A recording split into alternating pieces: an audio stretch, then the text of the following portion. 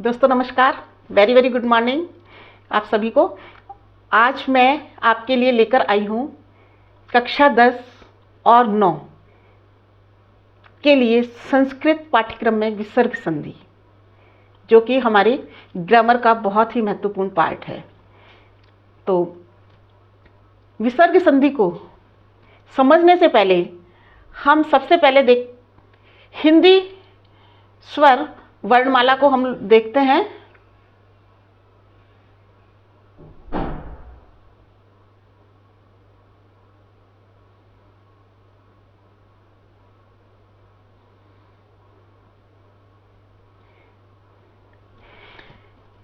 हिंदी स्वर व्यंजन में ए आ ई उ ऊ ए ऐ ओ औ अंग अह री, ये तो आप सभी ने पढ़ा है, हमने पढ़ा है।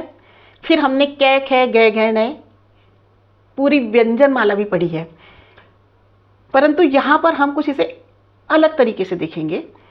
तो कै खे गै घै नै जिस तरह से आप देख रहे हैं स्लाइड में, चे छे जय झै नै, टे ठे डै ढै नै, ते थे दै धै नै, पै फै बै भै मै। तो नंबर 1 लाइन कै खे गै घै नै वाली कैसे शुरू हुई है, तो उसे कवर्ग कहा है। नंबर 2 चे से शुरू हुई है तो उसे चवर्ग कहा है, और टे से शुरू हुई है तो उसे टवर्ग कहा है। ते से शुरू हुई है जो चौथे नंबर की लाइन, उसे तवर्ग कहा गया है, और जो पै से शुरू हुई है उसे पवर्ग कहा गया है। तो ये वर्ग कहलाते हैं। तो हमें ये संधियों को समझने में बहुत सहायता करेंगे। और ऊपर हमने लिखा है प्रथम वर्ण, द्वितीय वर्ण, तृतीय वर्ण, चतुर्थ वर्ण और पंचम। तो ऊपर कै चे टे ते पे ये प्रथम वर्ण कहलाता है। नीचे की तरफ चलेंगे, ऊपर से नीचे बिल्कुल। द्वितीय वर्ण में हम देखेंगे खे छे ठे थे फे वे, द्वितीय वर्ण कहलाता है। तृतीय में हम देखेंगे गे जे डे दे बे। ये चतुर्थ वर्ण में हम देखेंगे घे ये णे धे भे। और पंचम में हम देखेंगे सारे अनुनासिक वर्ण आ चुके हैं जो नाक से बोले जाते हैं। ये ये ने ने में। तो ये हमारे वर्ग हो गए कवर्ग, चवर्ग, टवर्ग, तवर्ग, पवर्ग, और प्रथम वर्ग, द्वितीय वर्ग, तृतीय वर्ग और चतुर्थ वर्ग। ये हमें जो बहुत सहायता करेंगे। अब हम देखते हैं माहेश्वरी सूत्र। माहेश्वरी सूत्र भगवान शंकर के डमरू से आए हुए हैं हमारे सामने, और इनके ऊपर संस्कृत का पूरा ग्रामर टिका है। इसमें क्या विशेषता है कि प्रत्याहार बने हैं, और जैसे प्रथम वर्ग, द्वितीय वर्ग, तृतीय वर्ग है, चतुर्थ वर्ग है, पंचम वर्ग है, इनको एक साथ लिया गया है। तो माहेश्वरी सूत्र को हम एक बार पढ़ लेते हैं। ए ई उ णे रील री कै ए ओ अम ए औच है ये वर ट ल न य मैं न न मैं झ भे ये झ ढ ध श ज ब ग ड दश ख फ छ ट त व क ट प य श स ह र हल। और ये हमारे पूरे माहेश्वरी सूत्र 14 होते हैं। अब हम नेक्स्ट स्लाइड पर आते हैं और देखते हैं कि इनका प्रयोग कैसे संधियों में होता है।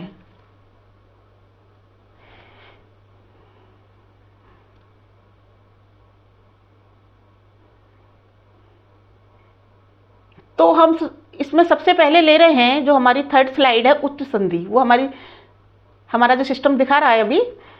तो ह्रस्व आकार के सामने, ह्रस्व माने छोटा, छोटा आ जिसको बोलते हैं, के सामने छोटा आ ही अगर आता है तो अह प्लस आ।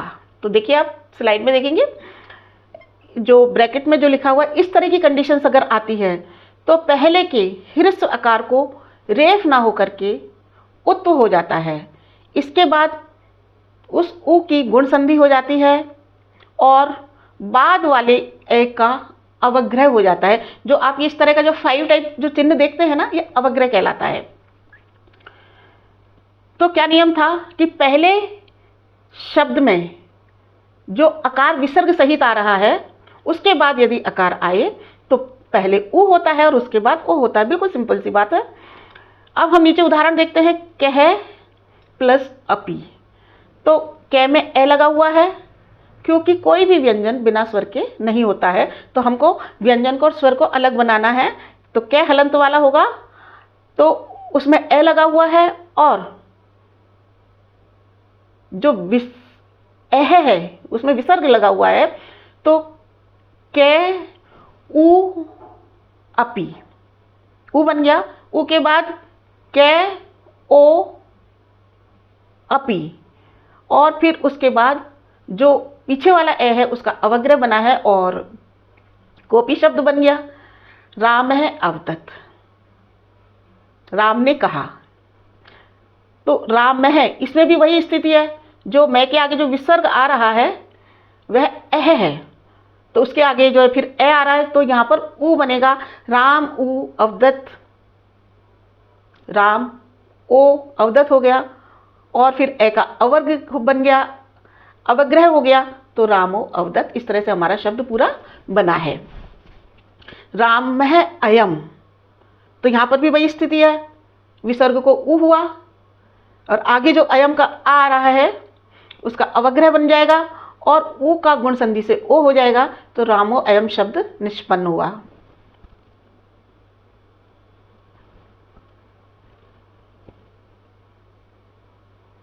थर्ड स्लाइड का ही हम तीसरा 2 नंबर देखते हैं, यानी जो हमने अभी पढ़ा उ का ओ हो जाता है, उसका एक और नियम भी है।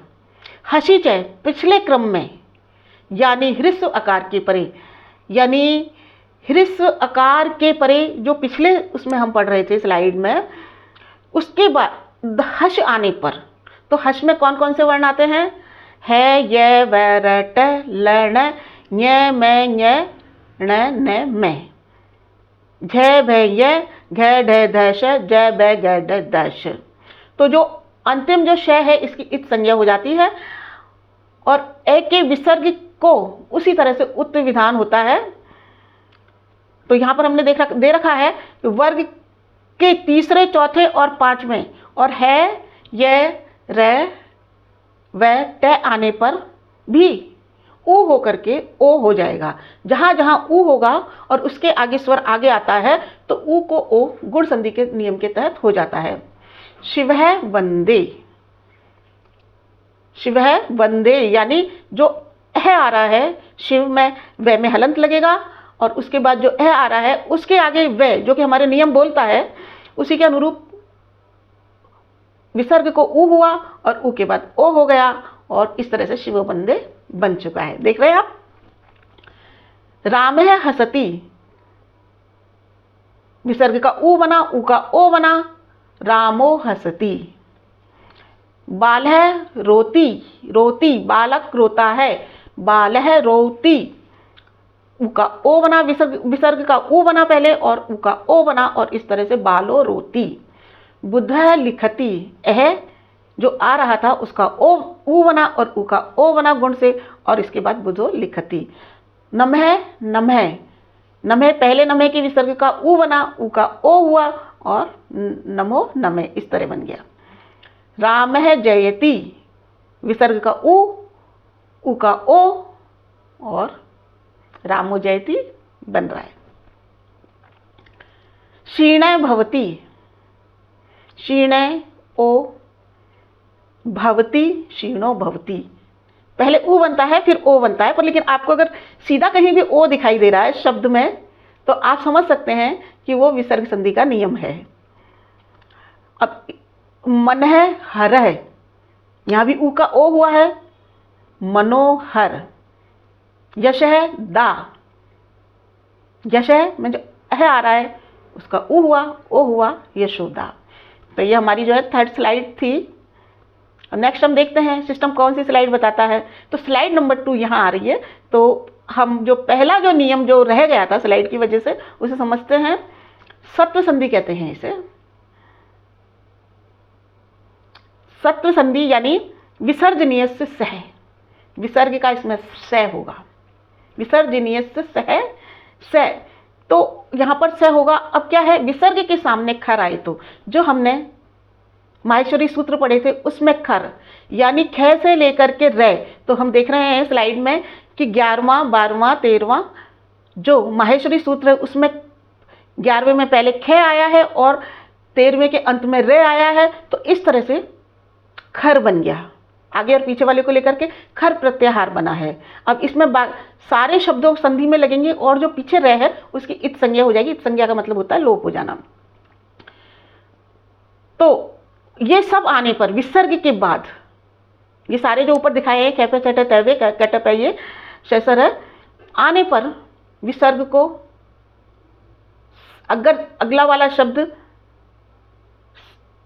है उसके अनुरूप स श हो जाएगा। स श श इस तरह से हो जाता है। आगे थोड़ा सा उदाहरण हम देखते हैं तो अच्छे से समझ में आएगा।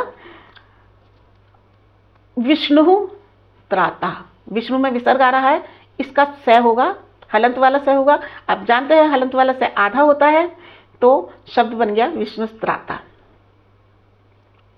रा में धन च, तो इसमें विसर्ग का बना च आया है।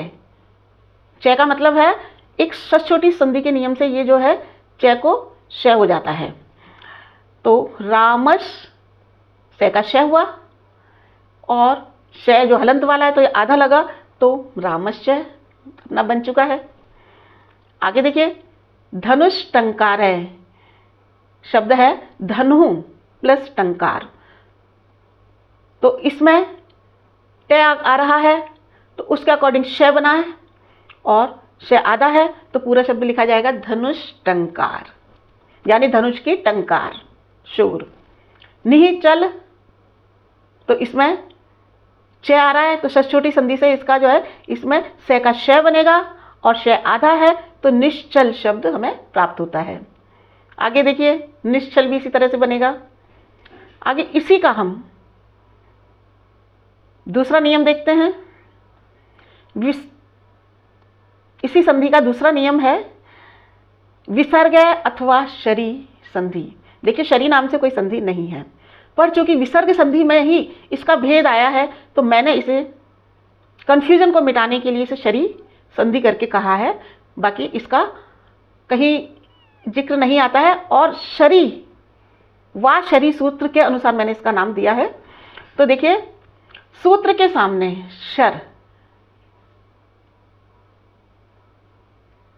श श स रे होने पर तो रे की संज्ञा हो जाएगी। विसर्ग को विकल्प से श स श आदेश हो जाता है। विकल्प का मतलब है यदि हम चाहें तो और नहीं चाहें तो ना करें। तो जबकि ऊपर वाला सूत्र हमारा बता रहा है कि श होगा ही, परंतु नीचे वाला बताता है कि यदि श आ रहा है पीछे तो उसको विकल्प से होगा। यानी आगे हम देखते हैं हरि ही प्लस शेते, तो हरि विसर्ग है, उसके बाद जो श आ रहा है तो विसर्ग का श बना हलंत वाला और हरिश्चेते शब्द हमारा बन गया है। अब हम चाहें तो इसे हरिश्चेते भी लिख सकते हैं और चाहें तो हरिश्चेते भी लिख सकते हैं। जैसे वर्ड जैसे है वैसे के वैसे हम रख सकते हैं। दूसरा उदाहरण देखेंगे निसंदेह, तो इसमें से आ रहा है आगे तो विसर्ग का से ही बनेगा। आधा से है तो निसंदेह पूरा शब्द अपना बन गया है। अपन चाहें तो निसंदेह भी रख सकते हैं और निसंदेह भी लिख सकते हैं, दोनों ही करेक्ट होंगे। नृपः षष्ठ, नृपः विसर्ग आ रहा है, विसर्ग के बाद श आ रहा है,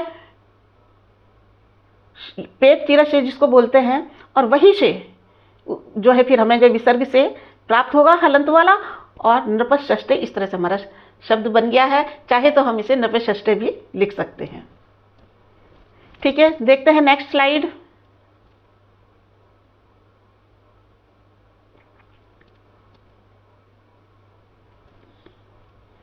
रूल नंबर 3 हम सबसे पहले पढ़ चुके हैं। हमारी स्लाइड नंबर रूल नंबर 4 का 1, ऋतु संधि। ऋतु संधि का मतलब है रे का विधान, रे का हो जाना। अब वो कैसे कैसे होता है ये जरा हम देखते हैं। इच, इच का मतलब है माहेश्वरी सूत्र में ई से लेकर के च तक आने वाले, च से पहले वाले जो जितने भी स्वर हैं वो इच कहलाएंगे। तो पहला सूत्र है ए ई ऊ डे री री कै ए योंग ऐ ओ च। तो ड की इत संज्ञा है, कै की भी इत संज्ञा है, तो इसका मतलब है कि ये जो सारे स्वर हैं, खाली स्वर आ रहे हैं, इसमें इनकी इत संज्ञा हो जाती है माहेश्वरी सूत्र के बाद में भी जो कोई भी वर्ण वगैरह लगा होता है। तो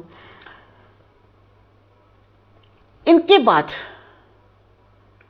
ए और आ को हटा करके ए प्लस ए मिलाकर के आ होता है, इनको अगर हम हटा देते हैं तो बाकी के सारे स्वरों के आगे कोई भी स्वर या व्यंजन आए तो रेफ आदेश हो जाता है, रे बन जाता है। जैसे मुनि इस प्लस इति, तो यहाँ कोई भी स्वर आ रहा है तो ई है, यहाँ पर ई स्वर आ रहा है तो विसर्ग का रे बन गया है, विसर्ग का रे बन गया है। और आप देख रहे हैं मुनि रीति, भानु भानु असौ, यहाँ विसर्ग का यहाँ भी रे बना है, भानुर असौ। तई तही आगतम, तो तई में जो विसर्ग आ रहा है तही विसर्ग का रे बना, और आगतम रे आ से जुड़ा तो रा हुआ, और तई रागतम शब्द निष्पन्न हो चुका है। धेनु गच्छति, धेनु गच्छति, विसर्ग का रे बना और रे के बाद गच्छति जो आ रहा है तो रे गे के ऊपर जाकर लग गया। आप देख रहे धेनु धेनुर गच्छति यानी धेनु जाती है। एतहि भक्षितम, नेक्स्ट अपना है, तो एतहि के बाद विसर्ग का रे बना और रे के बाद स्वर नहीं है, व्यंजन है भय, तो ये रे जो है भय के ऊपर जाकर लग गया, हमारा शब्द बन गया एतैर भक्षितम, इन लोगों के द्वारा खाया गया। दूसरा नियम देखते हैं इसी का ऋतु विधान का। उपरोक्त नियम में यदि विसर्ग वाला शब्द अव्यय हो तो नियम वही है, परंतु अगर विसर्ग वाला शब्द अव्यय, अव्यय कौन सा शब्द होता है जिसके रूप नहीं चलते। पिछले संधियों में, पिछले उसमें आपको बताया है जब समास का प्रसंग था। पुनः तो अव्यय हो और अगला शब्द ऋकारांत भी हो तो अब विसर्ग को रे हो जाता है। एक बार नियम को दोबारा देख लेते हैं। उपरोक्त नियम में यदि विसर्ग वाला शब्द अव्यय हो और ऋकारांत भी हो, कोई शब्द ऋकारांत भी हो तो भी विसर्ग का रे हो जाता है। पुनः में विसर्ग है, ए आ रहा है तो पुनरत्र, क्योंकि नियम वही है, स्वर वाली बात है। पिछले नियम से हम जो चल रहे हैं उसमें जो स्वर आ रहे थे तो इसमें भी स्वर आ रहा है। पुनरत्र विसर्ग का रे हुआ और अत्र में के साथ लग करके जो विसर्ग का रे था वो पूरा रे दिखाई दे रहा है आपको, तो पुनरत्र हो गया। पाठ प्रातः प्लस गच्छति, विसर्ग का रे बना। अब चूंकि आगे जो गच्छति गे व्यंजन है तो ये रे गे के ऊपर जाकर लग जाएगा। हम देख रहे हैं प्रातर गच्छति। पितः वंदे, अब जो ऋकारांत वाली बात हुई थी वो है, तो पितृ शब्द है, पितृ शब्द से पितः रूप बना है तो इसमें विसर्ग का रे हो जाएगा ऋकारांत होने की वजह से। तो यहाँ पर वंदे आया है तो जो रे हुआ है हलंत वाला, जो व्यंजन पर जाकर के वे पर जाकर के रे ऊपर रे लग गया है। पितर वंदे अपना जो है शब्द निष्पन्न हो चुका है। माता है वंदे, ये भी मातृ ऋकारांत है तो इसके विसर्ग का रे बना और ये रे व्यंजन आने के कारण वे के ऊपर जाकर लग गया है, तो मातृ वंदे अपना शब्द निष्पन्न हुआ है। नेक्स्ट हम देखते हैं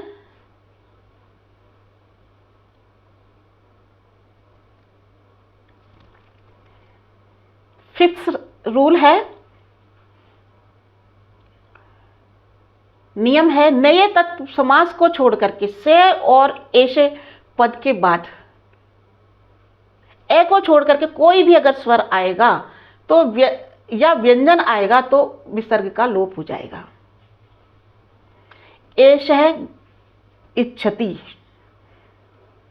तो एषः में विसर्ग का लोप हो गया है, एष इच्छति, क्योंकि नियम यही कह रहा है कि एषः और सह के आगे कोई भी व्यंजन या स्वर आए तो विसर्ग का लोप हो जाता है।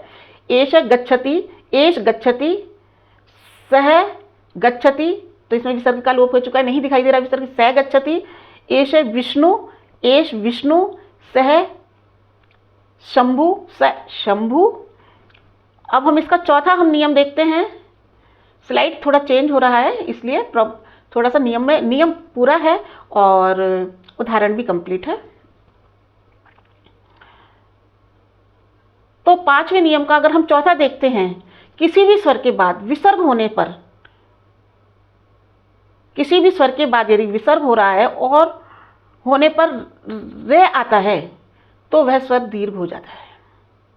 किसी स्वर के बाद विसर्ग आ रहा है और आगे रे वाला वर्ड अगर आ रहा है तो वह स्वर दीर्घ हो जाएगा।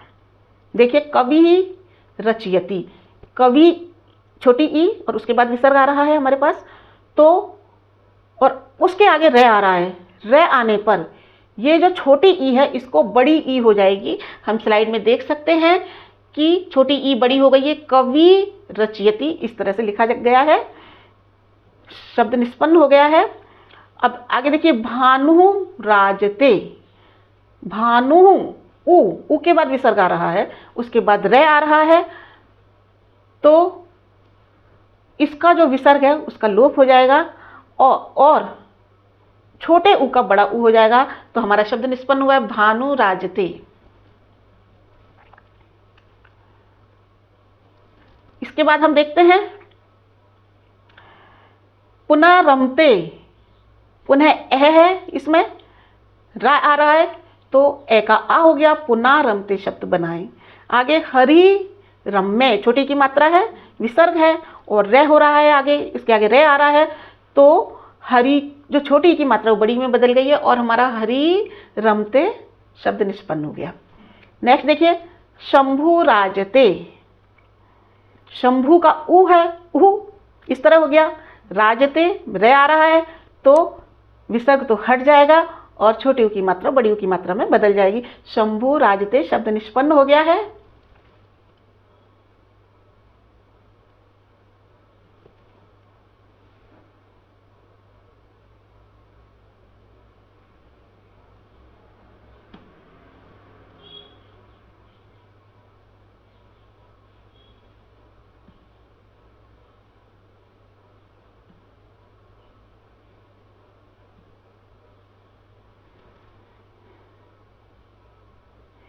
कि आपका विसर्ग संधि का चैप्टर था जो आज पूरा हो गया है। आप वीडियो को बार बार देखें, 2 बार देखें, 3 बार देखें, 4 बार देखें, आपका विसर्ग संधि वाला कंसेप्ट बिल्कुल क्लियर हो जाएगा।